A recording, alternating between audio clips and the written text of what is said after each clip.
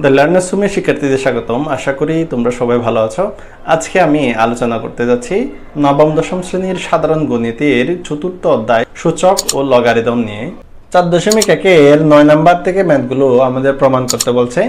এখানে 9 নাম্বারে বলছে 4 to the power n minus 1 divided by 2 to the power n minus 1 equal to 2 to the power n plus 1 সেটা আমাদের দেখাতে বলছে। তাহলে লেফট হ্যান্ড সাইড দিয়ে আমরা লিখতে পারি this is equal to 4 to the power n minus 1 divided by 2 to the power n minus 1 equal to 4 to the power n টাকে আমরা চাইলে 2 to the power n whole square লিখতে পারি minus 1 2 to the power n minus 1। তাহলে এটা যদি 1 টাকে আমরা চাইলে স্কয়ার দিতে পারি তাহলে a square minus b square সূত্র হবে। তাহলে a square minus b square সূত্রের ডান পাশ হচ্ছে a plus b into a minus b 2 to the power n minus 1। তাহলে এটা আর এটা সেম জিনিস কাটাকাটি চলে গেলে আর থাকবে 2 to the power n plus 1, যেটা রাইট হ্যান্ড সাইডে চাইছে আমরা সেটা পেয়ে গেছি। তাহলে ইকুয়াল টু দিয়ে রাইট হ্যান্ড সাইড লিখে দিতে পারি। সুতরাং 4 to the power n minus 1 divided by 2 to the power n minus 1 equal to 2 to the power n plus 1 proved proved। 10 নম্বর আমাদের বলছে 2 to the power twice p plus 1 dot 3 to the power twice p plus q dot 5 to the power p plus q dot 6 to the power p divided by 3 to the power p minus 2 dot 6 to the power twice p plus 2 dot 10 to the power p dot 15 to the power q equal to half। এটা আমাদের প্রমাণ করতে হবে। এখানে আমাদের যদিও বা সূচক রিলেটেড কিছু ম্যাথ একটু লম্বা হয় কিন্তু আসল ক্যালকুলেশনগুলো সহজ, তাই শিক্ষার্থীদের ভয়ের কোনো কারণ নাই। তাহলে এখানে আসলে যে কাজটা করতে হয়, এখানে যে যৌগিক সংখ্যাগুলো আছে সেগুলোকে আমাদের মৌলিক সংখ্যায় নিয়ে যেতে হবে। এখানে যৌগিক সংখ্যা কারা আছে? এখানে যেমন 6 আছে, এখানে 10 আছে, 15 আছে, 6 আছে, এরা হচ্ছে যৌগিক সংখ্যা। অর্থাৎ এই সংখ্যাগুলোকে আমরা যদি ভাঙতে চাই একাধিক উৎপাদকে ভাঙতে পারি। যেমন 6কে আমরা 3 দুগুণে 6 বলতে পারি, 15টাকে আমরা চাইলে 3 5 15 বলতে পারি, এরপর 10টাকে আমরা চাইলে 5 দুগুণে 10 বলতে পারি। এখানে কিন্তু যখন 10টাকে আমরা 5 into 2 লিখব, এটাও কিন্তু মৌলিক সংখ্যা, এটাও মৌলিক সংখ্যা। এভাবে করে আমাদের আসলে যে যৌগিক সংখ্যাগুলো আছে সেগুলোকে মৌলিক সংখ্যায় নিয়ে যেতে হবে।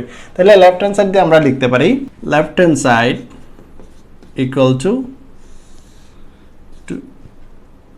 2 to the power twice p plus 1 dot 3 to the power twice p plus q dot 5 to the power p plus q dot 6 to the power p divided by 3 to the power p minus 2 dot 6 to the power twice p plus 2 dot 10 to the power p dot 15 to the power q। তাহলে equal to দিয়ে আমরা লিখব। আমাদের উদ্দেশ্য হচ্ছে এই সংখ্যায় নিয়ে যাওয়া সবগুলোকে।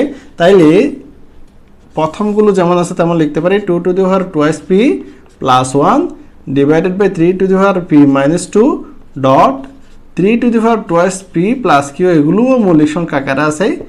নিচের 6টাকে ভেঙে ফেলবো, 3 দুগুণে 6, পাওয়ারটা যেমন আছে তেমন দিব twice p plus 2 ডট, এই জায়গায় 5টা ঠিক আছে মৌলিক সংখ্যা তাই ভাঙতে হবে না, 6টাকে ভাঙতে হবে, 3 দুগুণে 6 দিয়ে p দিতে পারি, ডট 10টাকে আমরা 5 into 2 দিতে পারি, 5.2 দিয়ে p দিব, ডট 15টাকে আমরা 3.5 দিয়ে q দিব। তাহলে ইকুয়াল টু দিয়ে আমরা লিখতে পারি 2 to the power twice p plus 1 dot 3 to the power twice p plus q dot 5 to the power p plus q। এখানে যে 3.2 to the power p আছে সেটাকে আমরা আলাদা করে লিখতে পারি 3 to the power p dot 2 to the power p লিখতে পারি। তাহলে নিচেরটা 3 to the power p minus 2 আছে সেটা বসালাম, dot 3.2 to the power twice p plus 2 যেটা আছে সেটাকে আমরা ভেঙে লিখব 3 to the power twice p plus 2 লিখব, dot 2 to the power twice p plus 2 লিখব, ডট এটাকেও ভেঙে 5 to the power p dot 2 to the power p dot 3 to the power q dot 5 to the power q আলাদা করে লিখলাম। তাহলে এখন same জিনিস যদি উপরে নিচে থাকে আমরা চাইলে বাদ দিতে পারবো, অথবা একই জিনিসগুলোকে আমরা বৃত্তি যেগুলো সেম সেগুলোকে পাওয়ারগুলো যোগ বা বিয়োগ করে দিতে পারি। তাহলে লাস্ট লাইনটা থেকে আমরা লিখতে পারি 2 যুক্ত ক্যালকুলেশন এই জায়গায় আছে আর এই জায়গায় আছে, তাহলে এটাকে আমরা লিখতে পারি 2 to the power twice P plus 1, এখানে আছে পি, সেটা প্লাস দিয়ে পিটা লিখলাম। এরপর 3 যুক্ত মানটা একটা এখানে আছে আর একটা এখানে আছে, সেটাকেও একসাথে লিখবো 3 to the power twice P plus Q plus এখানে পি আছে সেই পিটা বসালাম। 5 যুক্ত একটা মান আছে সেই মানটাও বসে দিলাম 5 to the power P plus Q. নিচেও 2 যুক্ত মানগুলো আগে লিখবো। 2 যুক্ত মান একটা এই জায়গায় আছে আর একটা এই জায়গায় আছে, তাইলে এটাকে আমরা লিখতে পারি 2 to the power twice P plus 2, এটা যেমন আছে তেমন লিখলাম, এদিকে একটা পি আছে সেটা যোগ করে দিলাম।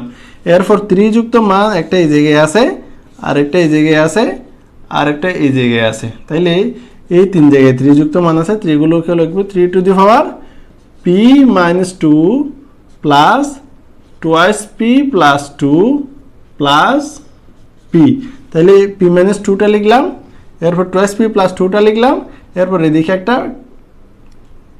পি আছে, তো এদিকে একটা কিউ আছে সেই কিউটা লিখবো, কিউটা লিখছি।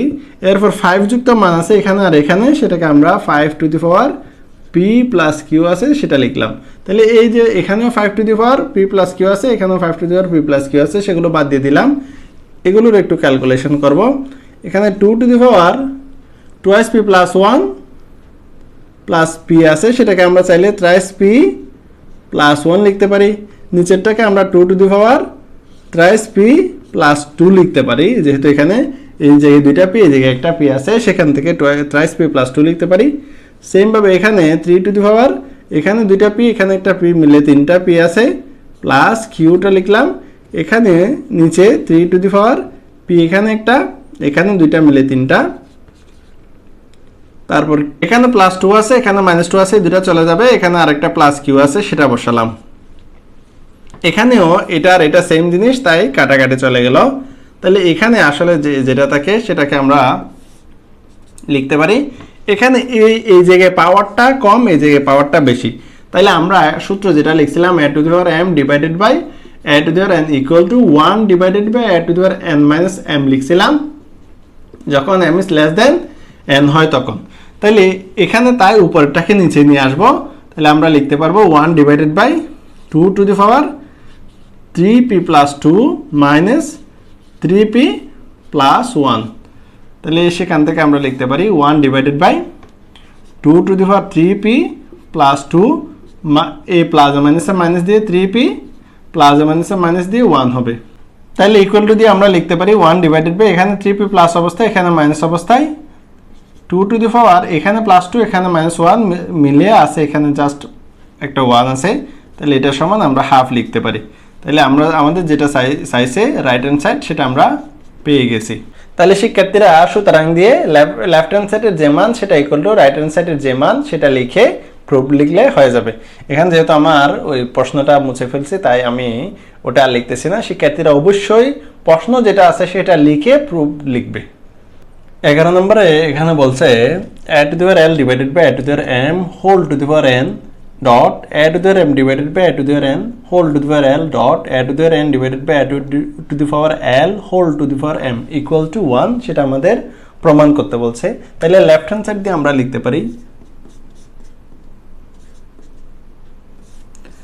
a to the power l divided by a to the power m whole to the power n dot a to the power m divided by a to the power n whole to the power l dot a to the power n divided by a to the power l whole to the power m, তাহলে equal to দিয়ে আমরা লিখতে পারি a to the power ln divided by a to the power mn, আমরা nটা গুণ করে দিছি dot এটাকে আমরা লিখতে পারি a to the power ml divided by a to the power nl dot a to the power mn divided by a to the power lm। তাইলে আমরা এখন সেম জিনিসগুলো কাটাকাটি করতে পারি। তাহলে a to the power ln এখানে আছে, এখানে nl বা ln আছে হর আকারে, এখানে হর আকারে a to the power mn আছে, এখানে লব আকারে a to the power mn আছে, এখানে লব আকারে a to the power ml আছে, এখানে a to the power ml বা ln আছে, সেম কথা। তাহলে কাটাকাটি করলে আমরা ভ্যালুটা 1 পাই। তাহলে এটা রাইট হ্যান্ড সাইডে যেটা চাইছে আমরা সেটা পেয়ে গেছি। তাহলে সুতরাং দিয়ে আমরা লিখতে পারি a to the power l divided by a to the power m whole to the power n dot a to the power m divided by